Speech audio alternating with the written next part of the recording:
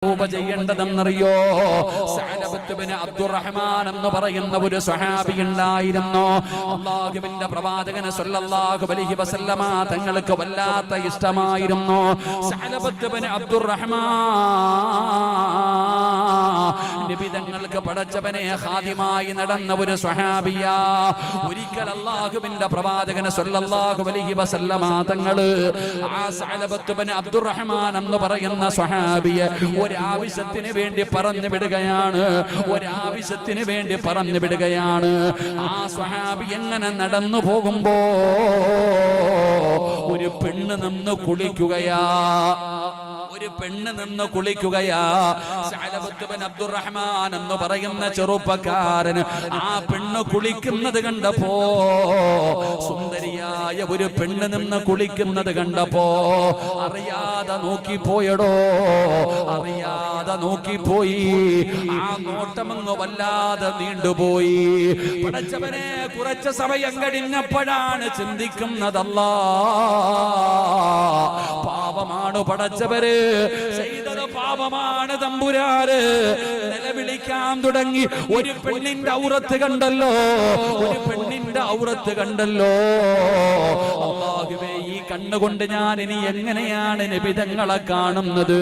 നബിതങ്ങൾ അറിയുമല്ലോ, അല്ലാഹുവിന്റെ റസൂൽ ഇത് അറിയുമല്ലോ. പടച്ചവനെ സഅലബത്ത് ബിൻ അബ്ദുറഹ്മാൻ എന്ന് പറയുന്ന ചെറുപ്പക്കാരൻ ഓടുകയാണ്, നിലവിളിച്ചുകൊണ്ട് ഓടുകയാണ്. റബ്ബേ, സഅലബത്ത് ബിൻ അബ്ദുറഹ്മാൻ എന്ന് പറയുന്ന ചെറുപ്പക്കാരനെ കാണാനില്ല. അല്ലാഹുവിന്റെ റസൂൽ ചോദിച്ചു, എവിടെ? സഅലബത്ത് ബിൻ അബ്ദുറഹ്മാനിനെ കാണുന്നില്ലല്ലോ. പടച്ചവനെ, ആഴ്ചകളായി, ദിവസങ്ങളായി സഅലബത്ത് ബിൻ അബ്ദുറഹ്മാനിനെ കാണുന്നില്ല. പടച്ചവനെ, അങ്ങനെ ഇരിക്കുമ്പോഴാണ് അതാ വരുന്ന മുഖറബുൽ അംലാഖു മലക്ക് ജിബ്രീൽ. ജിബ്രീൽ അലൈഹിസ്സലാം കടന്നു വരികയാണ്. യാ റസൂലല്ലാഹ്, അല്ലാഹുവിന്റെ നബിയേ,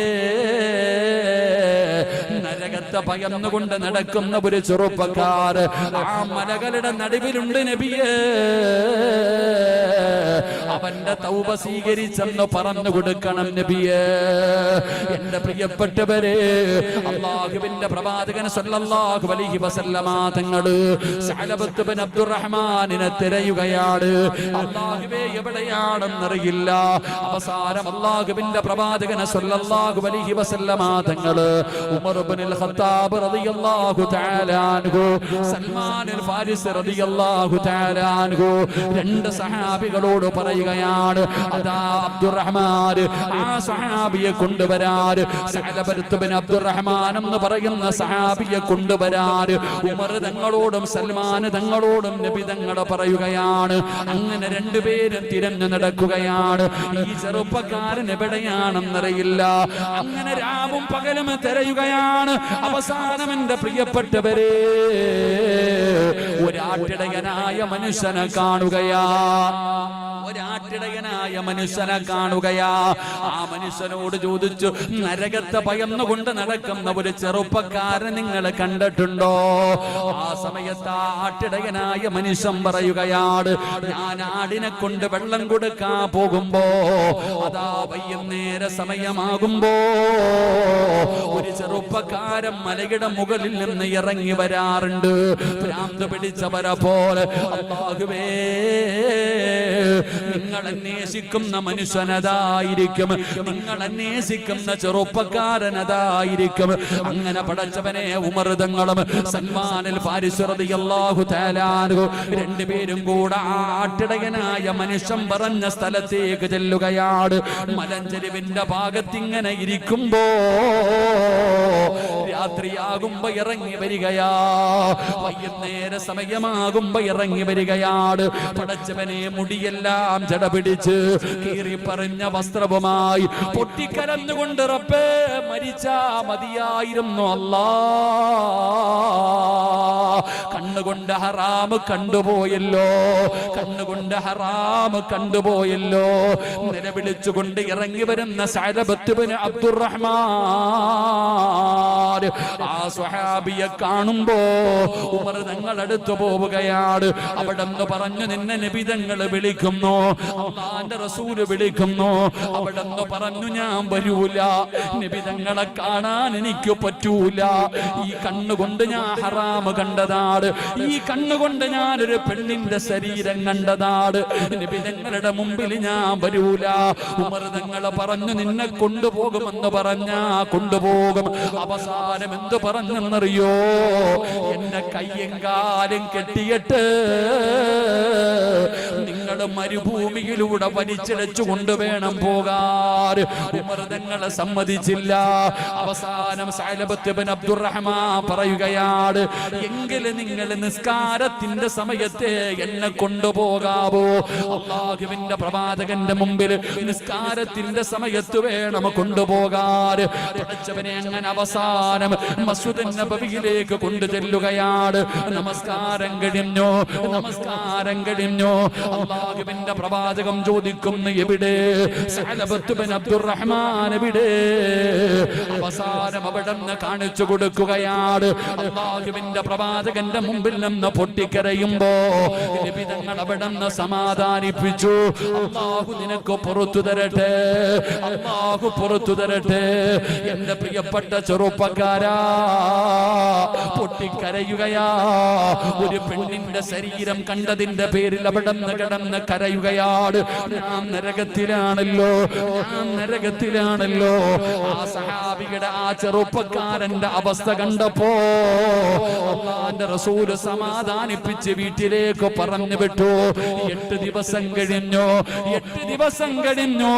സൽമാൻ ഫാരിസി റളിയല്ലാഹു തആല അൻഹുവിനോട് അല്ലാഹുവിന്റെ പ്രവാചകൻ അവിടുന്ന് സഅലബത്ത് ഇബ്നു അബ്ദുറഹ്മാനിനെ കുറിച്ച് ചോദിക്കുമ്പോ അവിടുന്ന് പറഞ്ഞു, യാ റസൂലല്ലാഹ്, വല്ലാത്ത അവസ്ഥയിലാണ് നബിയേ, സങ്കടത്തിലാണ് നബിയേ, രാവും പകലും കരച്ചലാ നബിയേ. ഒരു പെണ്ണിന്റെ ഔറത്ത് കണ്ടതിന്റെ പേരില് നരകത്തിലാണെന്ന് ഭയന്നിട്ട്, നരകത്തിലാണെന്ന് ഭയന്നിട്ട് വല്ലാത്ത കരച്ചലാട്, പട്ടിണിയാട്, ഉറക്കമില്ല, വല്ലാത്തൊരവസ്ഥയിൽ കിടക്കുകയാണെന്ന് സൽമാൻ തങ്ങൾ പറയുമ്പോ അല്ലാഹുവിന്റെ പ്രവാചകന് കടന്നു പോവുകയാണ്, നബി തങ്ങൾ കടന്നു പോവുകയാണ്.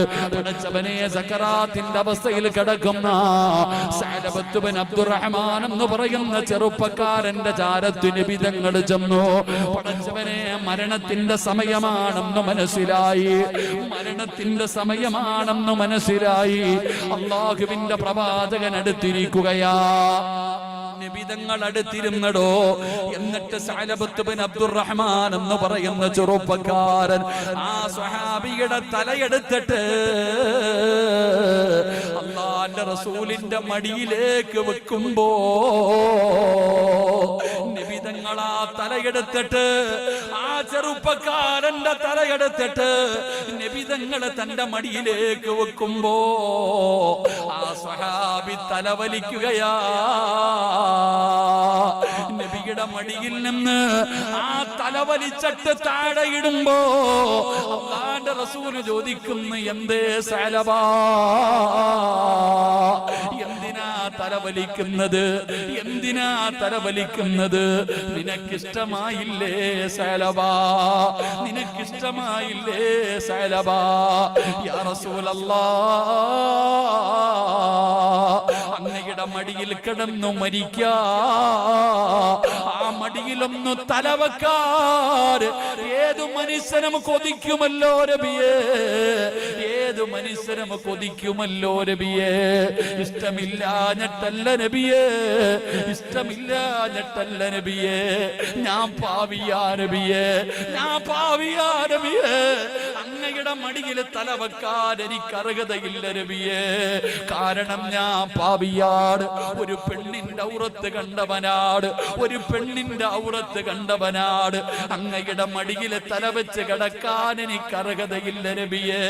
മണ്ണിലിട് നബിയേ, മണ്ണിലേക്കിട് നബിയേ.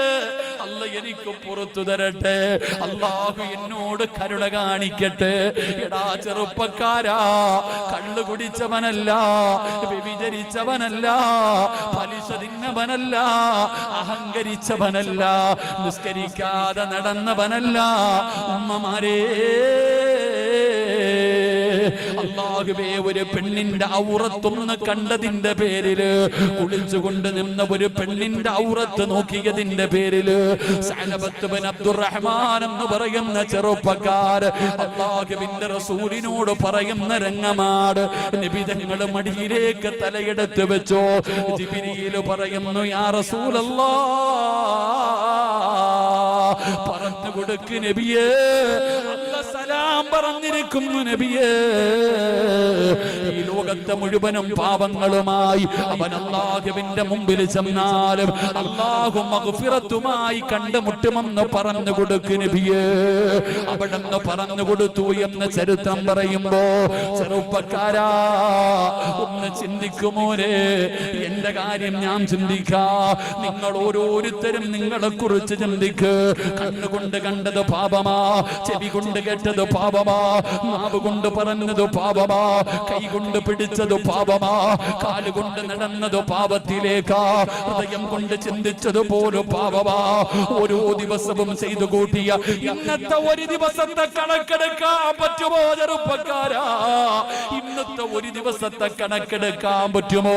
പിന്നെയല്ലേ ജീവിതകാലം മുഴുവനും ചെയ്തു കൂട്ടിയത്. അതുകൊണ്ട് എന്റെ പ്രിയപ്പെട്ടവരോട് പറയുകയാണ്, ഇതുപോലെ ഒരവസരം കിട്ടണമെന്നില്ല ചെറുപ്പക്കാരാ. പെങ്ങള്, ഇതുപോലെ ഒരവസരം അല്ലാഹു നിനക്ക് തരണമെന്നില്ല. റബ്ബ് തരുന്ന ചാൻസാ.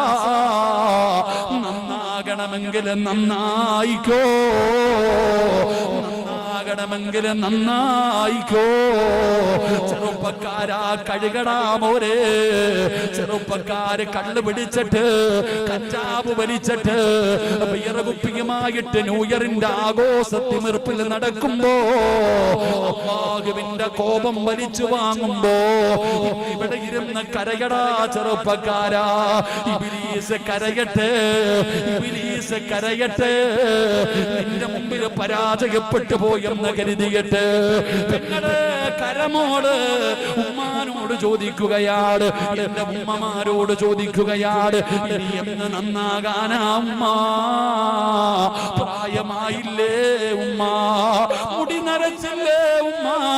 ഒരുപാട് രോഗമായില്ലേ ഉമ്മ? കൂടപ്പറപ്പും കുടുംബക്കാരും കൂട്ടുകാരും കബറിനടിയിലേക്ക് പോയില്ലേ ഉമ്മ?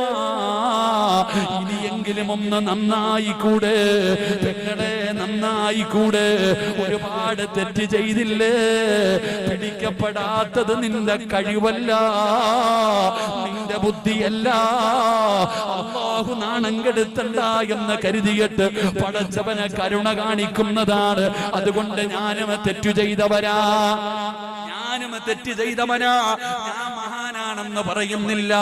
എന്റെ സ്വഭാവം എന്താണെന്ന് എനിക്കല്ലേ അറിയോ. അതുകൊണ്ട് ഇവിടെ ഇരിക്കുന്നവരോട് പറയുകയാണ്, എനിക്ക് മഹത്വമുണ്ടെന്ന് ഞാൻ പറയുന്നില്ല. 40 പേരിൽ കൂടുതലുണ്ടോ ദുനിയാവിലെ സ്വർഗമാ? ആലിമീങ്ങളുണ്ടല്ലോ, സയ്യിദന്മാരുണ്ടല്ലോ, ഹജ്ജ് ചെയ്തവരുണ്ടല്ലോ, ഉംറ ചെയ്തവരുണ്ടല്ലോ, പടച്ചവനെ ഗർഭിണികളുണ്ടല്ലോ, രോഗികളുണ്ടല്ലോ, യാത്രക്കാരുണ്ടല്ലോ, പാല് കുടിക്കുന്ന പിഞ്ചുമക്കളുണ്ടല്ലോ, മുതഅല്ലിമീങ്ങളുണ്ടല്ലോ. അല്ലാഹുവേ, ആരുടെയെങ്കിലും ഒരാളുടെ ആമീ മതിയല്ലോ, ആരുടെയെങ്കിലും ഒരാളുടെ ആമീ മതിയല്ലോ രക്ഷപ്പെടാൻ. റജബുൻ ശഹുറുല്ലാഹ്, റജബുൻ ശഹുറുല്ലാഹ്. അല്ലാഹുവിന്റെ മാസം വന്നടോ, അല്ലാഹുവിന്റെ മാസം വന്നടോ. അതുകൊണ്ട് അല്ലാഹുവിന്റെ മാസമായ റജബിലേക്ക് കാലെടുത്ത് വെക്കാൻ ഒരുങ്ങിക്കോ. പാവങ്ങള് കഴുകിയിട്ട് പിരിയാ, പാവങ്ങള് കഴുകിയിട്ട് പിരിയാ. ഇന്നിവിടെ ഇറങ്ങി പോകുമ്പോ ഹജ്ജ് കഴിഞ്ഞവരെ പോലെ പോരണേ ചെറുപ്പക്കാരാ. ഹജ്ജ് കഴിഞ്ഞ പോയവരെ പോലെ, ഉംറ കഴിഞ്ഞു പോകുന്നവരെ പോലെ, നമ്മുടെ ഉമ്മ ഇന്ന് പ്രസവിച്ചതുപോലെ ഇന്നിവിടെ നിന്ന് ഇറങ്ങി പോകുമ്പോ ഹജ്ജ് കഴിഞ്ഞിട്ട് പോകുന്ന ഹാജിയെ പോലെ നമുക്ക് മടങ്ങണം. അള്ളാഹു നമുക്ക് ഭാഗ്യം തരുമാറാകട്ടെ. അള്ളാഹു നമുക്ക് ഭാഗ്യം തരുമാറാകട്ടെ. അതുകൊണ്ട് എൻ്റെ പ്രിയപ്പെട്ടവരെ, എത്ര പാപം ചെയ്താലും, കള്ളു കുടിച്ചാലും, വ്യഭിചരിച്ചാലും, പലിശ തിന്നാലും, വഞ്ചിച്ചാലും, എന്തു പാപം ചെയ്താലും നമ്മുടെ റബ്ബ് പുറത്തു തരും. അള്ളാഹു ഗഫൂറ, അള്ളാഹു റഹീമ.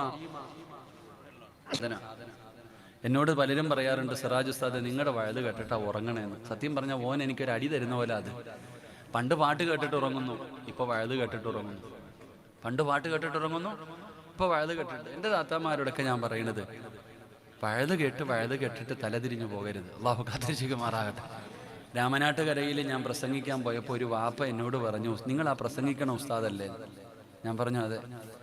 എൻ്റെ പൊന്നുസ്താദ്, നിങ്ങൾ വയത് പറയുമ്പോൾ ഒരു കാര്യം പറയണം. ആ വാപ്പ രാവിലെ 4 മണിക്ക് എഴുന്നേറ്റ് സുബഹി നിസ്കരിക്കാൻ പള്ളിയിൽ പോകും. അപ്പോൾ അദ്ദേഹം നടന്നാ പോകുന്ന, പ്രതിഫലം കൂടുതലാണെന്ന് ഞങ്ങൾക്ക് പ്രസംഗിക്കേണ്ടത്. എൻ്റെ ഇപ്പം നടന്നാ പോവാ.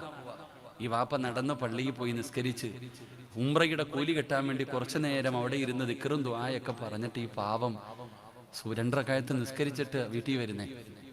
അപ്പം അദ്ദേഹം നടന്ന് ക്ഷീണിച്ച് വീട്ടിൽ വന്നിട്ട് ഭാര്യയോട് പറഞ്ഞു, ഡി ഇത്തിരി ചായ തരാം. അപ്പോൾ ഓള് പറയുക, ഞാൻ മജ്‌ലിസിലിരിക്കുക, കുറച്ചുകൂടെ കഴിയട്ടെ എന്ന്. അള്ളാഹു കാത്തിരിക്കുമാറാകട്ടെ. രാവിലെ 3-4 മണിക്ക് എഴുന്നേറ്റ് നടന്ന് പള്ളിയിൽ പോയി സുബഹി നിസ്കരിച്ച, പള്ളിയിലിരുന്ന് ഖുർആൻ ഓതി ദിക്റ് പറഞ്ഞ് 2 റക്അത്ത് നിസ്കരിച്ച് ഉംറ ചെയ്ത പ്രതിഫലവും വാങ്ങിച്ചിട്ട് ക്ഷീണിച്ച് വീട്ടിൽ കയറി വന്ന ഭർത്താവ് വെള്ളം ചോദിച്ചപ്പോൾ ഭാര്യ പറയുന്നു, ഞാൻ എവിടെ ഇരിക്കാന്ന്? ഞാൻ വയത് കേട്ടോണ്ടിരിക്കാന്ന്. അള്ളാഹു കാത്തിരക്ഷിക്കുമാറാകട്ടെ. അത് എന്ത് വഴതാണെന്ന് എനിക്ക് തിരിയാതെ. അതെന്ത് വഴതാണെന്ന് അത്രത്തോളം അങ്ങനെ ഒന്നും വഴത് വെക്കാൻ ആരും പഠിച്ചിട്ടില്ല. നീ ചെയ്യാനുള്ളത് നീ ചെയ്യ്. നിന്റെ ഭർത്താവിനോടുള്ള കടമകളും ബാധ്യതകളും പാലിക്ക്. അള്ളാഹു നമുക്ക് ഈമാൻ നൽകുമാറാകട്ടെ. അള്ളാഹു നമുക്ക് ഈമാൻ നൽകുമാറാകട്ടെ. എൻ്റെ പ്രിയപ്പെട്ട സഹോദരങ്ങളെ, ഇൻഷാ അല്ലാഹ് എനിക്ക് നിങ്ങളോട് പറഞ്ഞു തരാൻ 2 ആയത്തേ ഉള്ളൂ. ഈ 2 ആയത്ത് നിങ്ങൾ അള്ളാഹുവിനോട് പറയണം. ഈ 2 ആയത്ത് അള്ളാഹുവിൻ്റെ അടുക്കൽ ഈ 2 ആയത്ത് പാരായണം ചെയ്തിട്ട് വേണം നിങ്ങൾ ദുആ ചെയ്യാൻ. റജബ് നാളെ തുടങ്ങല്ലേ? എത്ര വലിയ ഭാഗ്യവാടോ. ഇപ്പൊ എല്ലാവരും ഇങ്ങനെ കത്തിക്കുന്നത് നോക്കി നടക്കുന്ന സമയ. എപ്പോഴാ ലൈറ്റ് അണയ്ക്കണേ, എപ്പോഴാ കത്തിക്കണേ, എപ്പോഴാ കുപ്പി പൊട്ടിക്കണ്ടേ? 2025 പൊട്ടാൻ കാത്തു നിൽക്കുക. അവര് പൊട്ടിച്ചോട്ടെ, നമുക്ക് നന്മ ചെയ്യാം. അള്ളാഹു ഭാഗ്യം തരുമാറാകട്ടെ. ഇതിന്റെ മോലാളി എന്താ അയാളുടെ പേരെന്തായിരുന്നു? നമ്മുടെ സബാഹൊക്കെ സബാൻ. അദ്ദേഹം പലപ്പോഴും ഫുട്ബോൾ കളി നടക്കുന്ന ഗ്രൗണ്ടായത്. ഗാനമേളയൊക്കെ നടത്താൻ വേണ്ടി പലരും ചോദിച്ചു. എൻ്റെ പ്രിയപ്പെട്ടവരെ, ഞാൻ